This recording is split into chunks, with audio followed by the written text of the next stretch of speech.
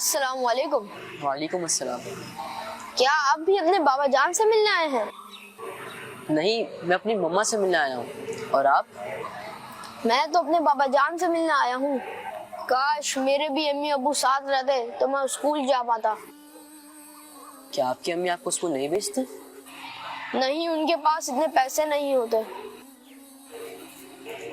کاش میری مما بابا ساتھ ہوتے تو میرا خیال رکھتے۔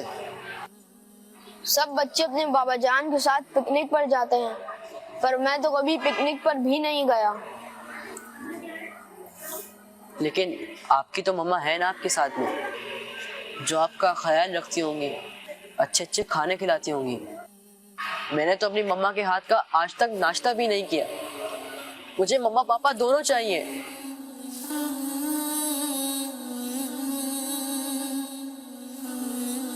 بیٹا ملاقات کا وقت ہو گیا ہے، آپ دونوں میرے ساتھ چلیں۔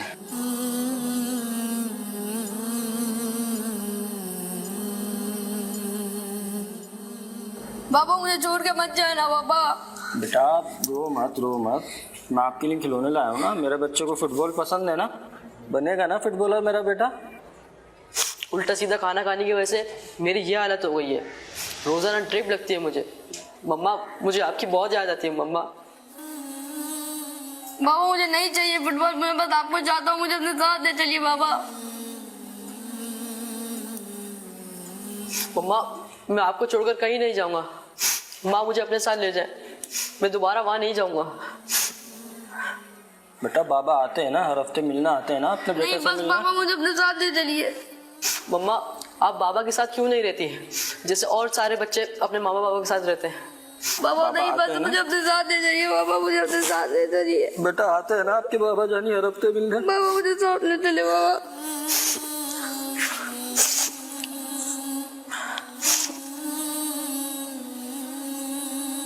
ملاقات کا وقت ختم ہو گیا ہے۔ بابا مجھے اپنے ساتھ لے چلیے نا۔ بیٹا آتے ہیں، بابا آتے ہیں نا ہر ہفتے ملنے۔ بابا مجھے اپنے ساتھ لے چلیے۔ بابا مجھے اپنے ساتھ لے چلیے بابا۔ بیٹا بابا پھر آئیں گے اگلے ہفتے۔ بابا مجھے اپنے ساتھ بابا لے پھر آئیں چلیے گے اگلے بابا۔ ہفتے۔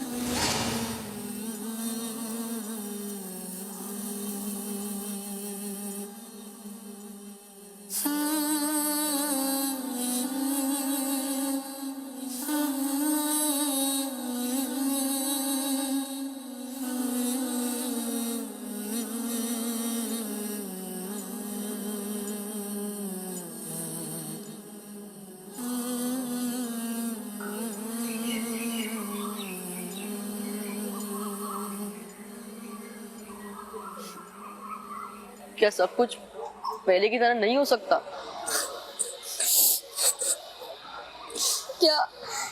کیا وہ ہمارے لیے نہیں ہو سکتے؟ یہ بال تم ہی رکھ لو، میرے کسی کام کی نہیں ہے۔ اللہ پاک کسی بچے کو اس کے ماں بابا سے جدا نہ کرے۔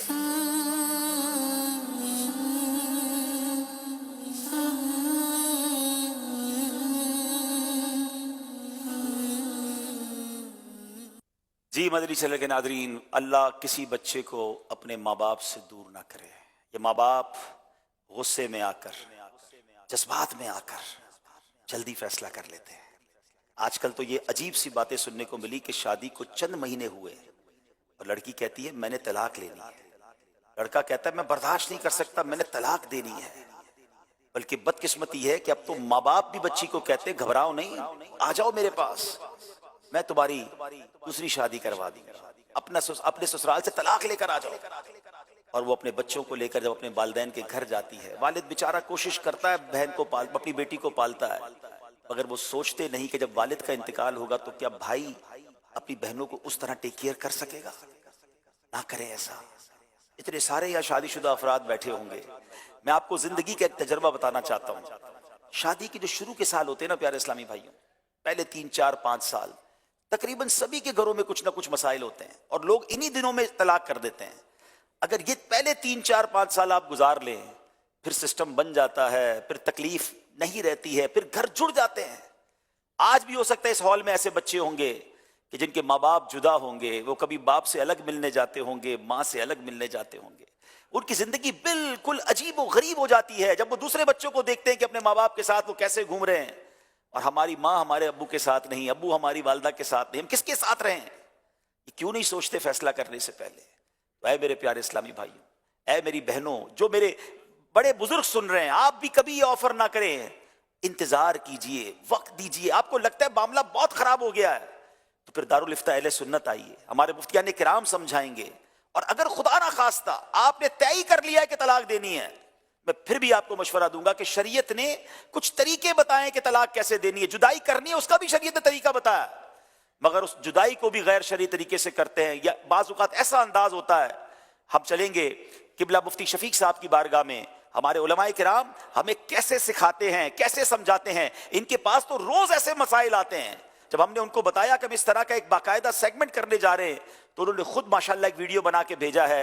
آئیے دیکھیے، سوچئے، اور پلیز کچھ صبر سے کام لیجئے۔ مدنی چینل کا مقبول اور محبوب سلسلہ ذہنی آزمائش، جہاں اس پروگرام کے اندر بہت سی دینی اور شرعی معلومات فراہم کی جاتی ہے، وہاں معاشرے کے اندر طرح طرح کی جو پھیلی ہوئی برائیاں ہیں ان کا بھی سد باب کرنے کی کوشش کی جاتی ہے۔ ایک پہلو تو یہ ہے کہ بلا وجہ طلاق بالکل بھی نہ دی جائے، اس کی طرف قدم نہ اٹھایا جائے، اور دوسری بات یہاں پر کہ بعض اوقات انسان یہ غلطی کر لیتا ہے اور طلاقیں واقع کر لیتا ہے، اب بھی شیطان اس کو مختلف بہکاوے میں لا کر اور مختلف وساوس اور غلط فہمیاں اس کے ذہن میں پیدا کر کے وہ دوبارہ اسی طرح ساتھ رہنا شروع کر دیتے، اور یہ غلط فہمیاں جو آج میں کچھ عرض کروں گا ہمارے معاشرے میں بہت زیادہ پائی جاتی، اور جس کی وجہ سے طلاقیں دینے کے باوجود جہاں رجوع کی اور ساتھ رہنے کی صورت نہیں گئے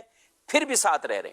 بیوی کا سننا شرط نہیں ہے، شوہر نے طلاق چاہے دوستوں کے سامنے ہو، چاہے گھر پہ ہو، کہیں پر بھی ہو، طلاقیں تو واقع ہو جائیں گی، بیوی موجود ہو یا نہ ہو۔ بیوی کا موجود ہونا ضروری نہیں۔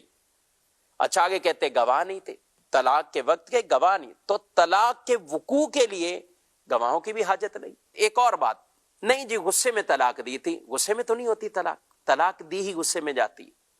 کون شخص ایسا ہے کہ بڑے پیار محبت سے اپنی بیوی کو ریسٹورنٹ پہ لے کر جائے اور پھر اچھے اچھے کھانے کھلائے اور پھر پھولوں کا گلدستہ ہو اور اس کے اندر طلاق نامہ رکھ کر وہ طلاق دے رہا ہو؟ طلاقیں غصے میں ہی دی جاتی ہے۔ دارالفتہ اہل سنت دعوت اسلامی کا یہ ایک خوبصورت شعبہ اور ڈپارٹ ہے جو شرعیہ طور پر شرعی مسائل کے اعتبار سے ان احکامات کو آپ کے سامنے وہ بیان کرتا ہے۔ الحمدللہ پاکستان میں کئی بڑے شہروں میں بالخصوص شہر کراچی میں 6 دارالفتہ اہل سنت موجود گئے، لاہور میں 3 دارالفتہ اہل سنت گئے، حیدرآباد میں دارالفتہ اہل سنت گئے، راولپنڈی میں، فیصل آباد میں، سرگودا میں، ملتان میں، گجرانوالہ، یہ وہ شہر ہیں کہ جن میں باقاعدہ دارالفتہ اہل سنت موجود گئے۔ اگر کوئی اس طرح کے معاملات ہو جاتے ہیں تو آپ آئیے اور دارالفتہ اہل سنت سے باقاعدہ اس کا تحریری طور پر فتویٰ لیں، جو شرعی طور پر آپ کو فتویٰ ملے پھر اسی پر عمل کریں، غلط فہمیوں میں بالکل بھی۔ جی ناظرین، پہلی التجا تو یہی ہے کہ ایسا اسٹیپ نہ اٹھائیں، وقت دیجئے۔ یہ رشتہ بہت پیارا رشتہ ہے،